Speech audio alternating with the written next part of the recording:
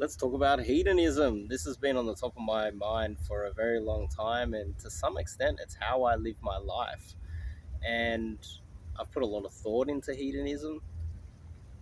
I studied a little bit of philosophy. I'm not an expert on philosophy, so don't expect the answers of how to live your life to come from this video. I am in my mid 40s, so I'm not a young kid that is talking about some idea and I'm going to change that idea anytime soon. I put a lot of thought into this. I think hedonism is the way to go. I'm going to try to explain why in a short video on YouTube without any questions or anything. It would definitely help if I did a live stream and I had some people who have put some thought into it. But anyway, nightclub. Can you hear it? You can hear the nightclubs. This is the outdoor area. You can see the beautiful view. There's, if you can hear it, there's a bunch of nightclubs right down there. Let's go. Elevator, boom, nightclub, pull, elevator, pull girl back inside. 5 minutes. So we've got a outdoor area here. It's late at night, it's windy, that's why I'm standing over there. Got the infinity pool, you can kind of see it. That's the infinity pool. It's a beautiful, beautiful spot. It's just a little bit windy. And I decided that this would be a great time to talk about hedonism late at night. Now, when I think about hedonism, I think it's an addiction. It's having an addiction to enjoyment, basically, enjoying your life. And when you think about it, what what is wrong with that? Okay, so there's damaging hedonistic pursuits. I would say someone who has a fatty who has an addiction to chocolate um, and McDonald's and salt and sugar, and they don't know when to switch it off, and then just over time it just damages their body and they die, just being overweight from just eating the wrong food. uh, gambling addiction.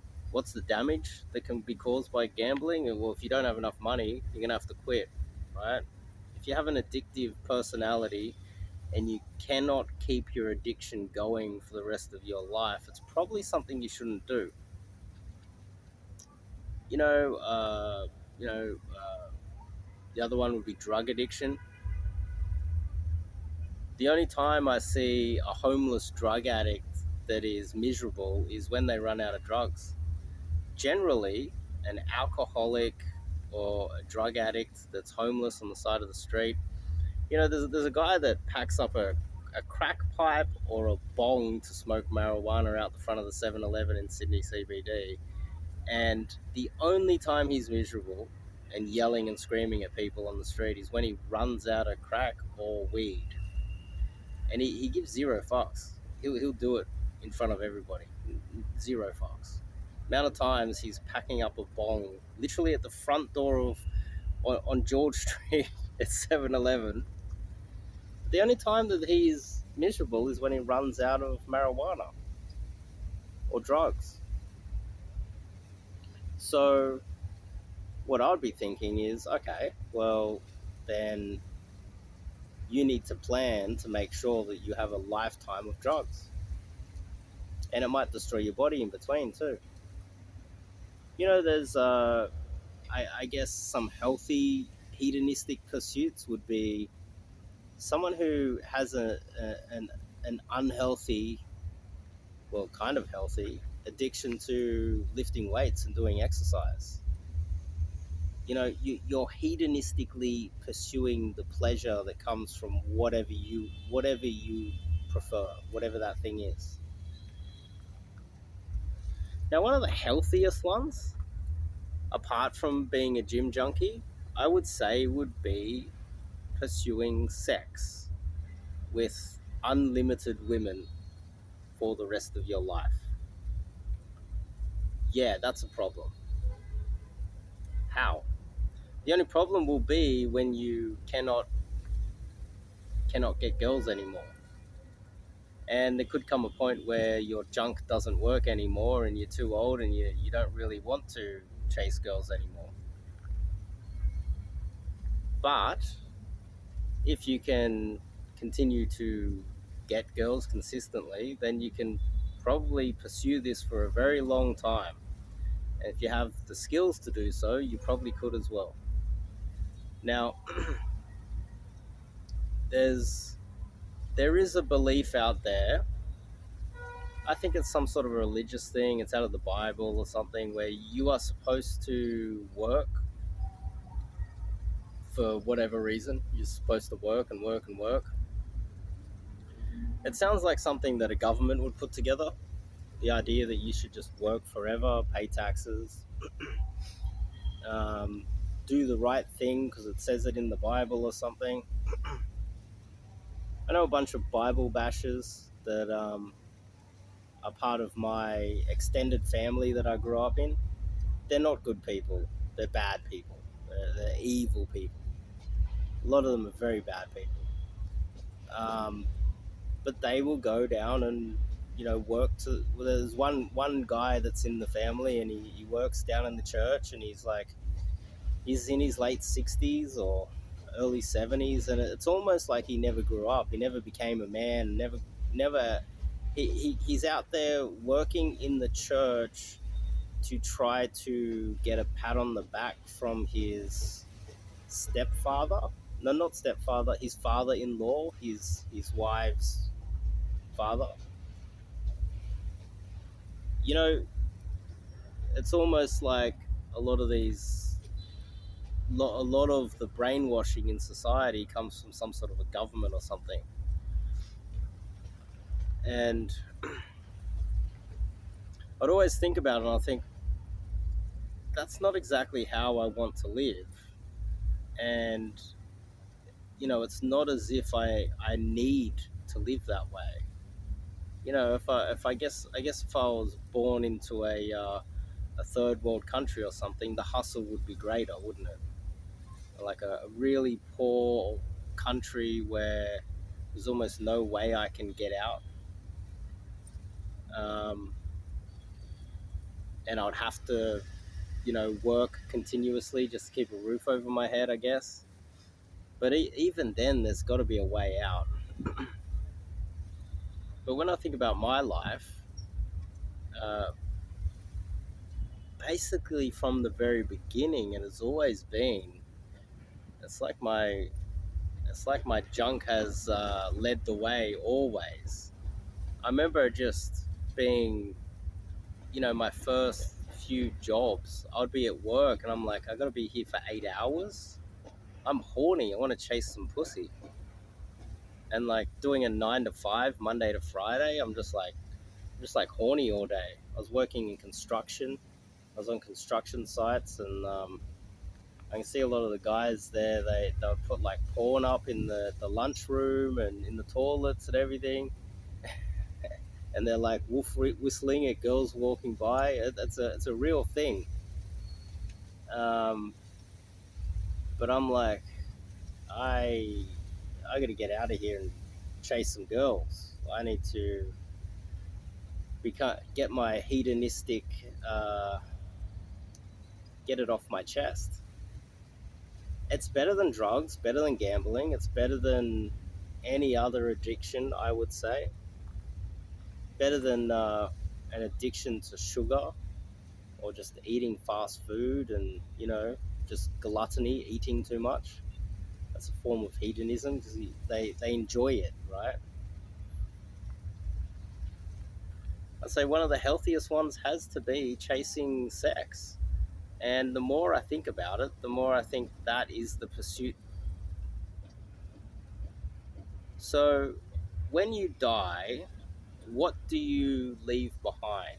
Let's just say you have 100 children and you die.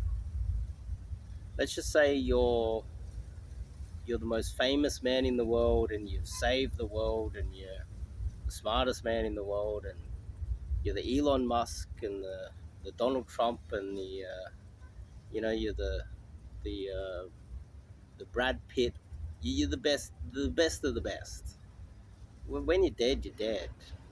Um, and who's to say that that junkie on the side of the road, homeless, when the majority of his day he's on crack or whatever, weed, out the front of the 7-Eleven, takes some crack, smokes some weed, walks in the 7-Eleven, gets possibly the tastiest coffee he's ever tasted in his life every single day. Who's living a better life? Sure, visually, and sure, we can talk about the accolades of an Elon Musk or someone who's awesome. But at the end of their lives, who is really who really lived a better life? I don't know. What about, you know, actually in the dating industry, we talk about this all the time. We criticize guys that play video games and smoke weed and play video games. I see it all the time. Red pill guys saying that guys who play video games, smoke a lot of weed, oh, they should be lifting weights and taking steroids, and they should be working on construction sites, and, you know, they should be playing rugby union and tackling men and fighting men in the street and making lots of money. But who's to say that that guy who's, you know, his life is just kind of melting away while he plays video games all day long, and he's smoking weed and he can't remember exactly what happened yesterday or what's happening today. But in the moment, he's just hedonistically playing video games all day long, you know, just his life is just passing by. Who's to say that he is not making the right decision? Let's just say there's a God out there and he's looking down. Like, sure, we know who the Nelson Mandela, or the, you know, I don't know, like, who people who we put on a pedestal that have saved the world somehow, or, you know, the superstar actor like Brad Pitt or whatever. You know, the probability of you becoming one of those people is very low. You could probably spend the rest of your life trying to achieve some sort of greatness and never achieve it. There's a lot of luck involved. Like, even my YouTube channel, people, every now and then I get comments like, "Why aren't you getting enough views?" It's like, the algorithm, dummy. It's like when someone is struggling to pay the bills. It's the economy, stupid. Um, the algorithm favors Americans because it's owned by America. Duh. And I'm not American. So, you know, there's a lot of people like myself out there that can pursue views or something to try to build their business and never get those views because there's luck involved. And to some extent, there are there are other options like playing video games and being hedonistic. And, you know, someone like myself, if I wasn't so horny all the time and I wasn't keen to chase girls, you know, since I was really young, then I wouldn't be pursuing this hedonistic sort of pursuit. I've been away now a few months. I've left Australia. I'm now living in Asia, just chasing pussy all day, basically chasing pussy so much that I forget to make videos. Um, and that's hedonistic.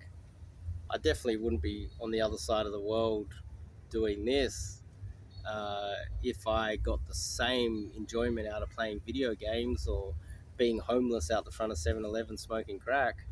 I'd be doing that.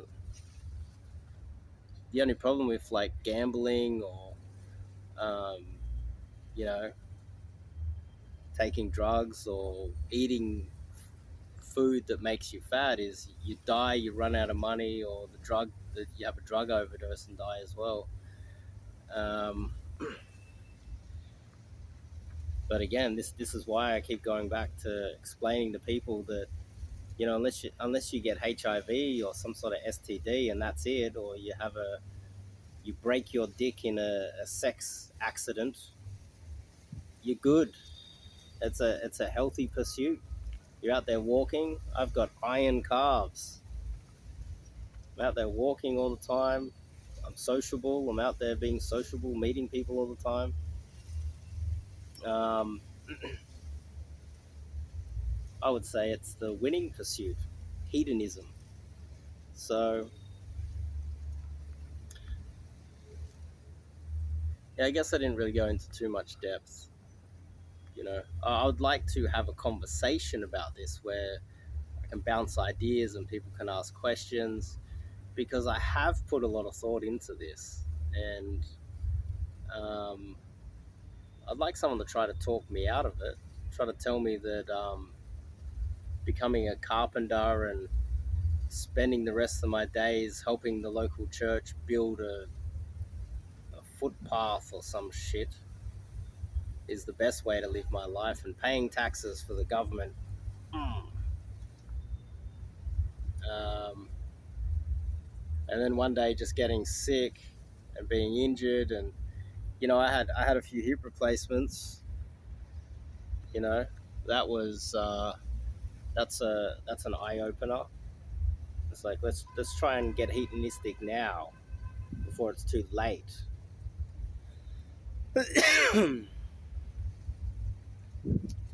But anyway, if you want to join me and become hedonistic as well, I suggest you sign up to the 30-day challenge. It's a real simple product. It's the links on the channel somewhere or on the website. Um, Purchase the 30-day challenge. They'll get you approaching girls. It's nice and easy. And if you would like to join me in Asia and do an immersion and go chase girls and become hedonistic with me, you are welcome to sign up to an immersion and do that with me as well. I do believe it is the right way to live your life. I honestly do. Sign up to the 30-day challenge, and if you have any questions, or we should do a live stream on this, I would like to bounce ideas off people. I'm sure a lot of people would like to talk me out of this being the right pursuit. I think it is. Um, Anyway, I'll see you guys in the next video.